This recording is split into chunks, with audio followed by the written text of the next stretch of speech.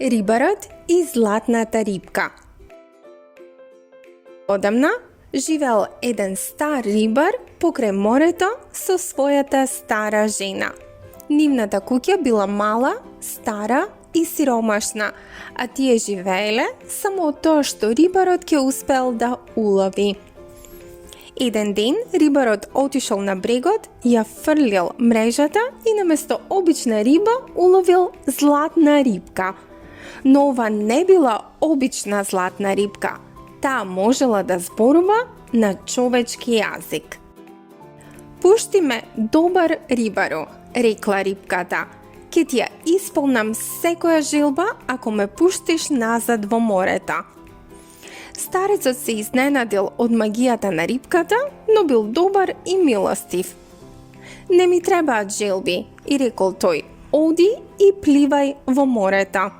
Старецот ја пуштил рибката, а потоа се вратил дома и ја раскажал приказната на својата жена. Глупав си, му викнала жената, можеше да побараш нешто за нас. Оди до кај рибата и побарај да ни даде нова куќа. Рибарот се вратил кај морето и ја повикал златната рибка. Рибке, рибке, дојди овде, те молам. Мојата жена сака да има нова куќа.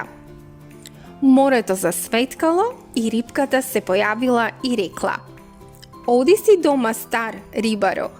Желбата ти е исполнета. Стариот рибар се вратил дома и ја нашол жената во нова куќа, убава и широка.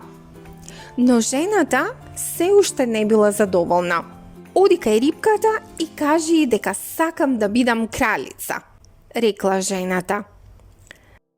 Стариот рибар не сакал, но морал да ја послуша.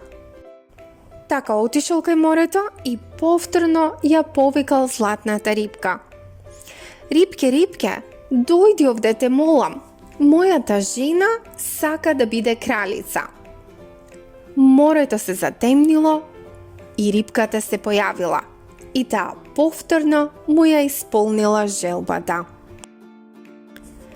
Кога се вратил дома, старецот ја нашол својата жена како кралица, но таа не му дозволувала ниту да й се приближи. По кратко време, жената повторно станала алчна и му рекла на рибарот: Оди кај рибката и кажи дека сакам да бидам царица на целиот свет. Стариот рибар се растажил, но сепак отишол кај рибката. Овој пат морето било многу бурно. Тој ја повикал рибката. Рибке, рибке, дојди овде, те молам. Мојата жена сака да биде царица на целиот свет. Рибката не рекла ништо, само замавнала со опашката и исчезнала. Кога стариот рибар се вратил дома, ја нашол својата жена како седи во старата колиба. Сѐ се вратило како порано, а старецот и неговата жена останале сиромашни. Така и двајцата научиле дека алчноста никогаш не носи среќа. Важно е да се биде задоволен со тоа што го имаме.